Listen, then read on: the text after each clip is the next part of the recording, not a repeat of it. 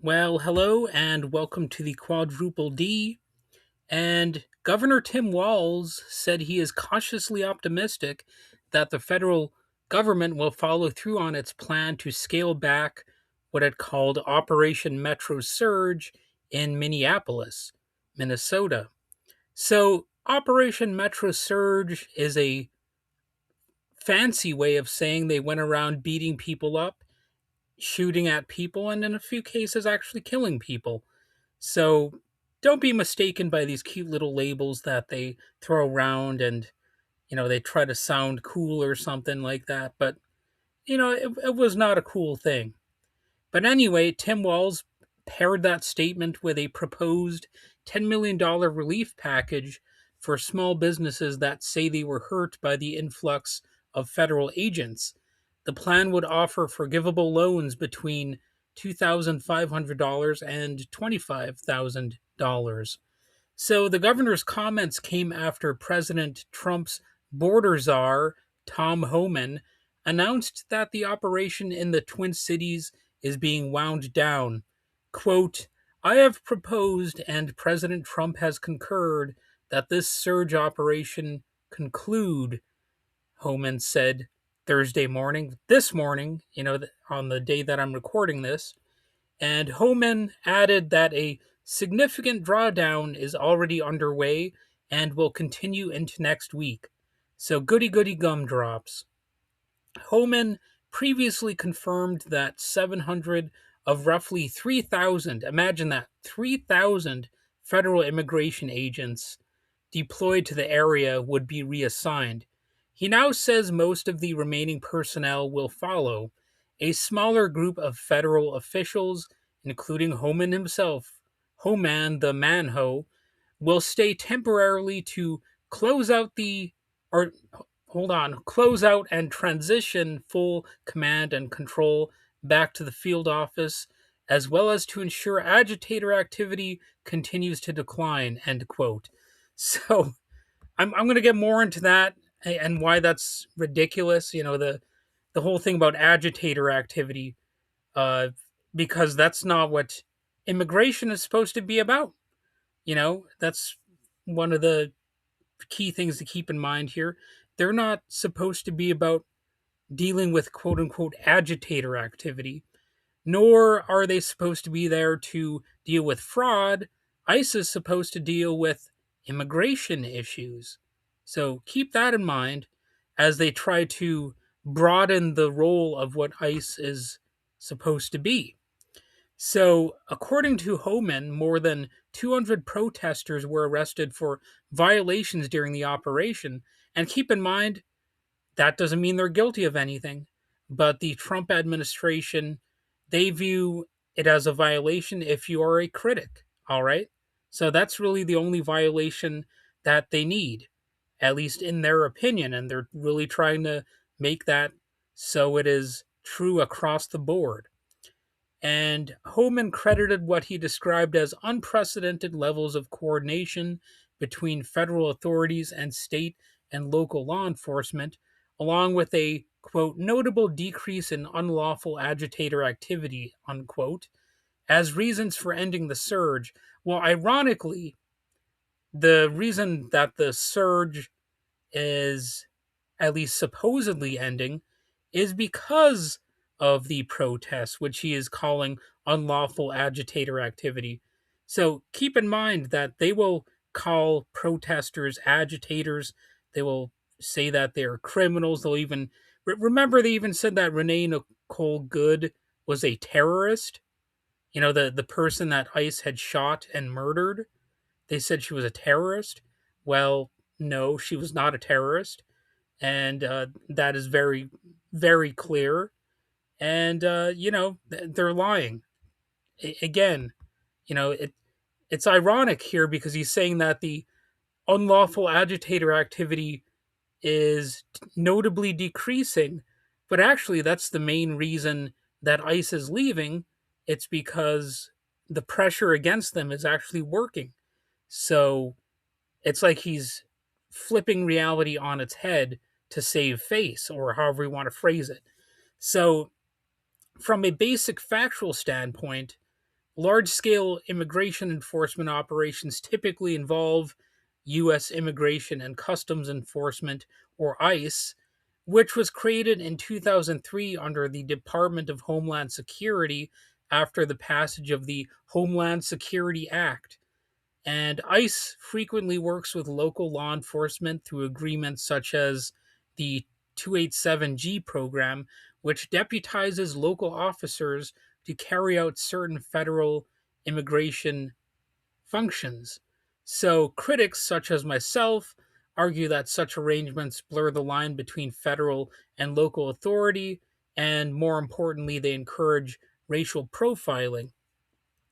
And you might have some redneck uh, officer somewhere who's joining ICE just to bust some heads of some non-white people or something like that. And I think that's exactly what's going on here.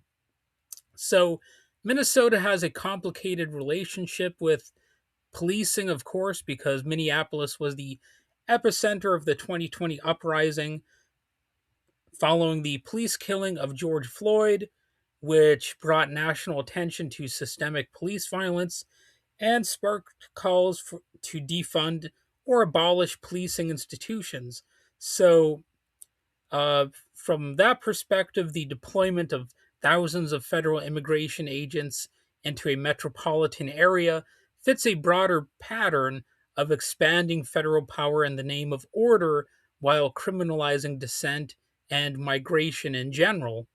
And ICE itself has faced sustained criticism from immigrant rights groups and abolitionist organizers for conducting workplace raids, courthouse arrests, and detention operations that separate families and place people in privately run detention centers.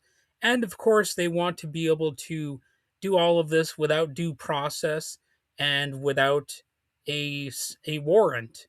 So, as of recent years, tens of thousands of people have been held in immigration detention on any given day, many without criminal convictions. Well, it might not just be tens of thousands, it might even be like a million or more. Who knows how many by this point? And civil liberties advocates have long documented due process concerns, including limited access to legal counsel. And if you're viewing immigrants as like subhuman in the first place, you're not going to care about any of that stuff. You know, you don't care if they've got access to lawyers or if they have rights. You know, they're lower than dogs in some of these people's opinions. You know, remember what Trump said during the debate between him and Kamala, the one debate that he was willing to have, where he said they're eating the cats and dogs. Remember that? So that was obviously a lie. And if they can't find legitimate examples of immigrants actually engaging in crimes, they'll just make stuff up. So keep that in mind as well. Homan's language about agitator activity echoes terminology historically used by federal authorities to describe protest movements. That's from the Red Scare to the Civil Rights era. You know, it's a pretty long-standing tradition. Grassroots organizers argue that such framing will cast political dissent as criminality, justifying surveillance and arrests and expanding policing budgets, which is exactly how this has panned out. And Walls has said that he's been in regular contact with Homan and other federal officials since the operation began and expected it would end soon. So all of these statements that, you know, Walls was totally uncooperative and that he's a left-wing radical. I mean, you can already see how that's not entirely true, right? He might be more left wing than somebody like Donald Trump or Homan himself, of course, but that's not really saying much. You know, these people they're neo fascists, and unfortunately, you know, I'm going to possibly get into an argument with some liberals out there over this, but part of Homan's success is harking back to the Obama days. So keep in mind that he was involved in the Obama administration. So yes, I mean, I kind of hate to both sides it, but what can you do? It's just a fact that Homan's career did involve a pretty substantial time in the Obama administration. So, you could wag your finger at me for pointing that out, but it's just the facts. And you know, Tim Walz, when it comes to him, his proposed relief package is aimed at small businesses that reported lost revenue during heightened enforcement and protest activity. And that might be all fine and good for them, but it's obviously not the most that he could do in this scenario. Now, it's going to be up to, a lot of people out there to engage in more of this protest activity to get these politicians to finally, you know, set ICE aside for once and for all, and actually, impact policing budgets and all that kind of stuff. You know, make sure that a- an accused criminal has access to something like legal counsel and all that kind of stuff. It's not necessarily going to be these politicians who bring these things about. Now that they might actually, they might not always be kicking and screaming along the way, but it's up to the population to apply pressure to these people in order to make sure that such things actually happen. Now, obviously it's not up to me alone to decide the future of the country, like whether or not we will still have ice in the future or uh, anything like that. I'm not a dictator.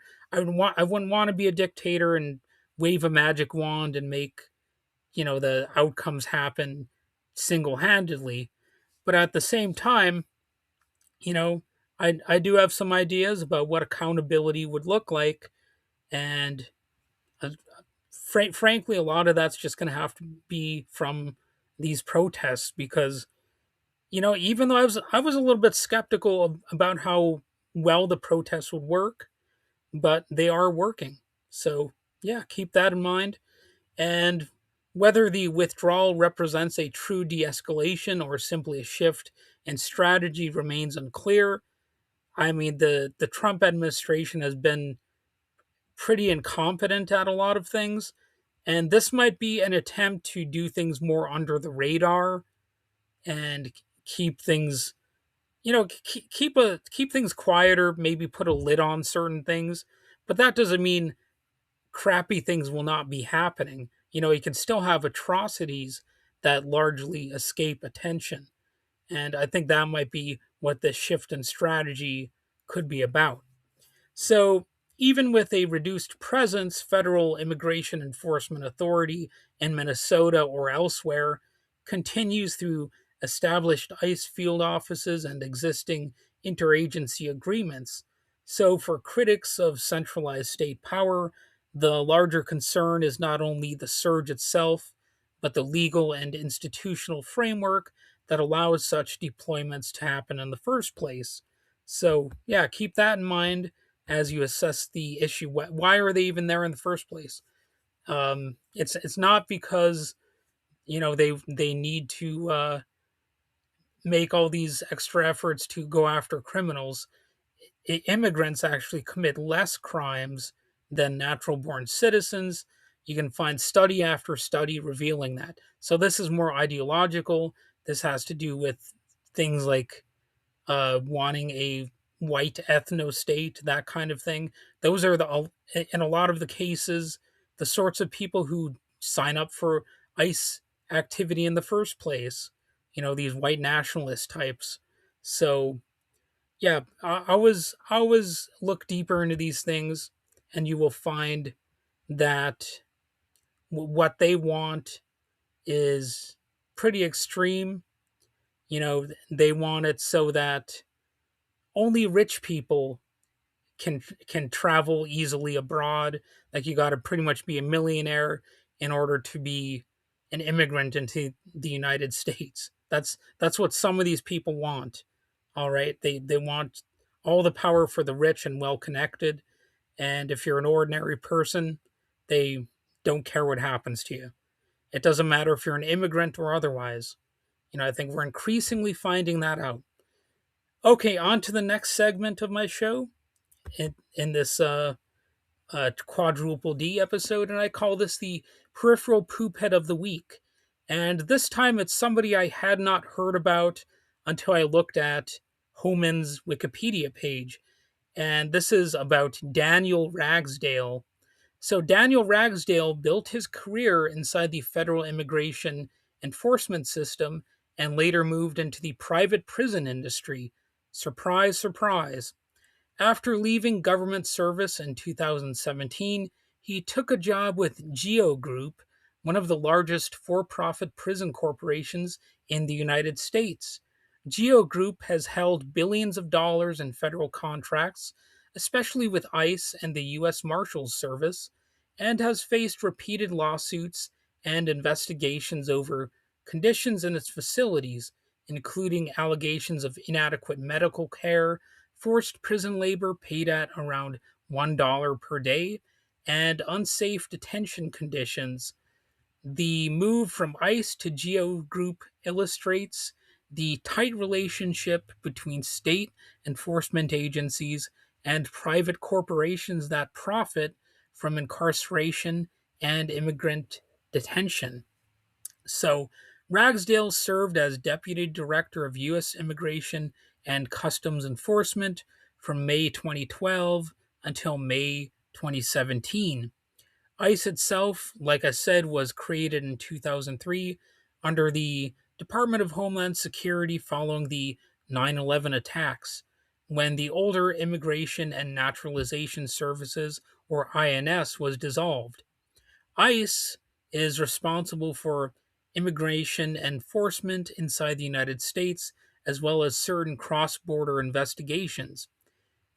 So, on January 20th, 2017, the day Trump was inaugurated, Ragsdale was named acting director of ICE. 10 days later, on January 30, Trump replaced him with Thomas Homan, shortly after firing acting Attorney General Sally Yates for refusing to defend Trump's illegal travel ban in court. And I'll get into the Sally Yates thing in a little bit, so hold on for that. No public explanation was provided for Ragsdale's removal as acting director, though he continued as deputy director. Commentators at the time referred to the broader wave of dismissals, including Yates' firing, as a Monday night massacre, drawing a parallel to Nixon's Saturday night massacre during Watergate. Such rapid leadership changes do little to alter the underlying structure of enforcement, however. The machinery of detention and deportation continued operating regardless of who held that top post.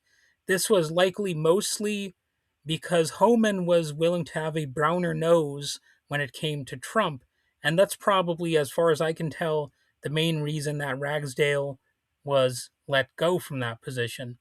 So before reaching senior leadership, Ragsdale joined the Immigration and Naturalization Service in '96 and worked in the office of the General Counsel. After the creation of ICE in 2003, he remained within the new agency. He later served as Chief Management Officer and as Chief of the Enforcement Law Division before becoming Deputy Director in 2012. During his tenure as deputy director, ICE pursued a range of investigations. In 2013, the agency helped prosecute a scheme involving mislabeled honey imports intended to evade U.S. anti dumping duties, which are tariffs imposed when goods are sold below fair market value. In 2014, ICE participated in a major operation targeting an online child exploitation network. So a lot of people would defend that one, but these cases were presented publicly as examples of ICE's broader criminal enforcement role beyond immigration violations. So in a way, they still had a negative sort of aspect to them. You know, it created this general idea that ICE should be also doing other things rather than just staying in one lane. The critics like myself argue that high profile criminal investigations often serve to legitimize an agency whose day-to-day work centers on immigration raids, detention and deportation, and frequently abusive policies. They might find a handful of examples that make them look good, and sure, a person might defend some of those examples as being perfectly fine, but they might obscure some behavior that is not so fine. And under both Democratic and Republican administrations, ICE has conducted workplace raids, collaborated with local police through programs such as 287G, which I mentioned earlier, and which sometimes might just be these redneck cops who want to go in and bust some heads. And ICE has relied heavily on detention centers operated by private corporations. So somebody's cashing in on this stuff. And in May 2017, Ragsdale resigned from ICE and joined Geo Group. Geo and its competitor Core Civic have been major beneficiaries of the expansion of immigration detention, particularly during the Trump administration, which sought to increase detention capacity and broaden deportation priorities. Private prison companies have lobbied extensively at the federal and state level and have donated to political campaigns. So, isn't that convenient? And this revolving door between federal enforcement leadership and private incarceration firms or prisons, if you want to just call them that, it really shows you how immigration control functions as both a tool of state power and abuse and a source of corporate profit and abuse. So you've got the best of both worlds creeping in together, creeping in tandem throughout the country, like cute little tendrils that involve billions of dollars and, in some cases, ruined lives. Well, in most cases, ruined lives, I suppose you might say. All right, now on to the third section of the show, which is about Sally Yates, like I said. And this is what I call the fetid fever dream flashback of the week. So, the biggest controversy involving Sally Yates was her refusal in January 2017 to defend President Trump's first travel ban. At the time, she was acting U.S. Attorney General. The executive order restricted entry from several predominantly Muslim countries. I've talked about this many times on this podcast, so it's a topic that's not entirely new. Yates directed the Justice Department not to defend the order in court, saying that she was not convinced it was lawful or consistent with the department's obligation to seek justice or consistent with the U.S. Constitution. And of course, President Trump fired her on the same day. So that episode made her a central figure in a broader political fight over immigration, executive power, and the role of the Justice Department. Supporters saw her as standing up for the rule of law, and I would say she was. Critics argued that she defied the elected president and overstepped her role as an unelected official. Sorry, I almost said elected official. But anyway, another related controversy involved her earlier warning to the White House about National Security Advisor Michael Flynn's contacts with the Russian ambassador. And that became part of the larger Russia investigation debate. Again, supporters viewed her as acting responsibly. Opponents accused her of being part of a politicized bureaucracy, or the deep state, as they so often call it. So, the analysis would look different from both mainstream liberal and conservative takes. If you want to look at it from either one. I If you're the type of person, on the other hand, who generally rejects the legitimacy of centralized state power altogether, the focus would not be on whether Yates or Trump was right within the system, but on what the episode reveals about the system itself. A deeper critique might include questioning the concentration of power. So the travel ban showed how much authority a single executive can wield over millions of people, including migrants with little recourse. Whether the ban is defeated or defended or blocked, the underlying structure allows sweeping decisions with immediate, quite often plainly negative human impact.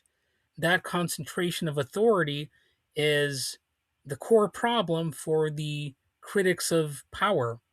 So there's also bureaucratic gatekeeping involved here.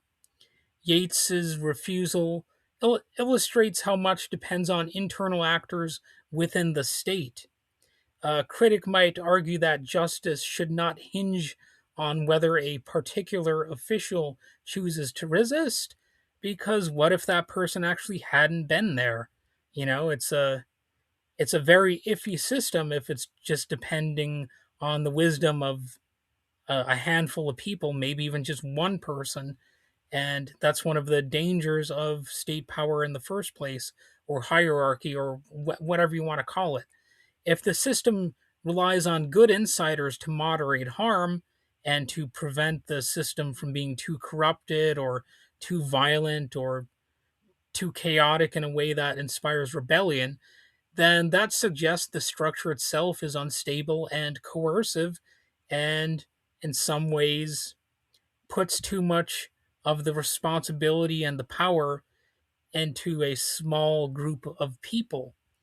And of course, you've also got another angle to criticize here on this issue, which is about national borders and exclusion.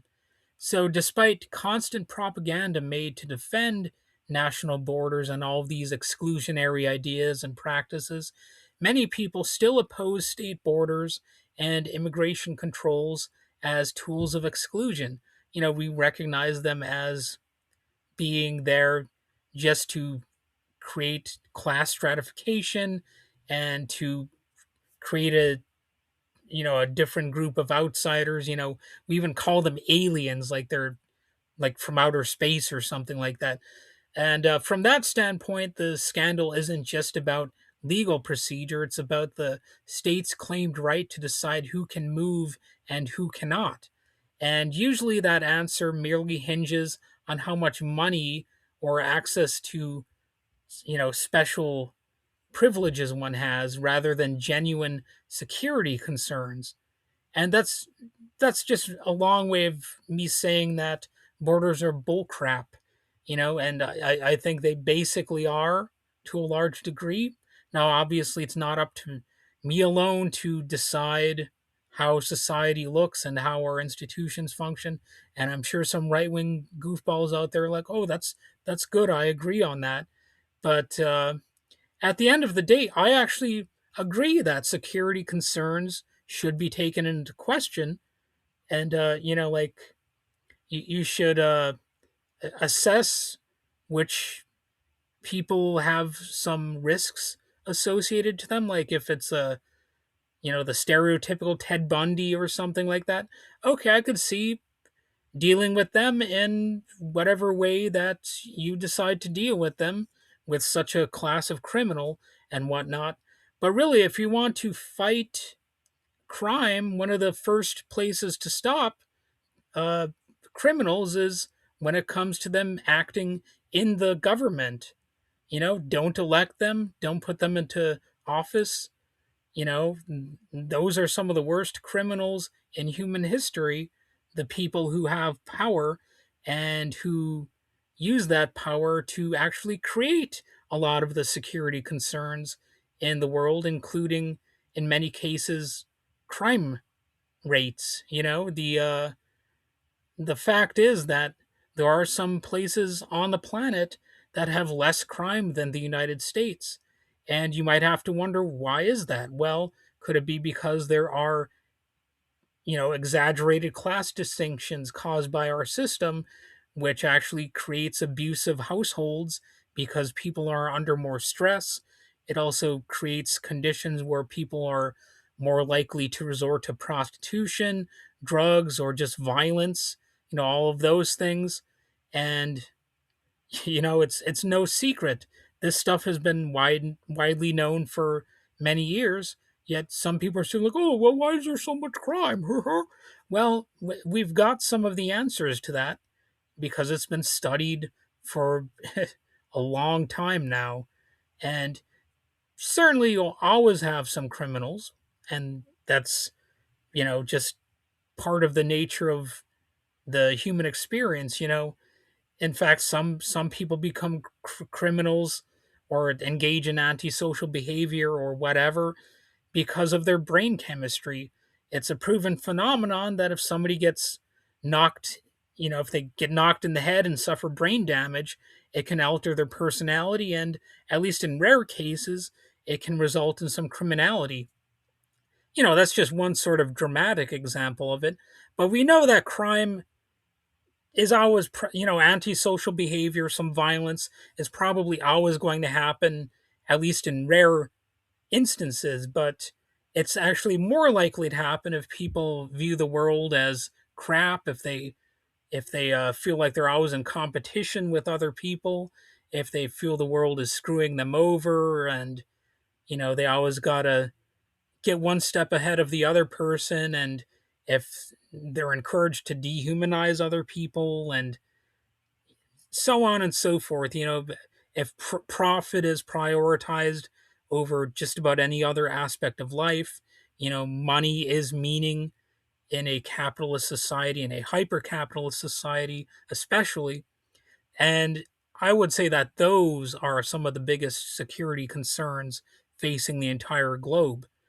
And, then of course you get to the core of another question, which is the legitimacy of law. Even if Yeats was defending the rule of law, a deeper philosopher who isn't, afraid to ask some of the meat and potatoes questions about the nature of the law, somebody who's willing to seriously question the nature of society, they question whether law itself deserves moral authority. And the debate over constitutionality may be secondary to that larger critique that the state enforces hierarchy and control regardless of which faction is in charge.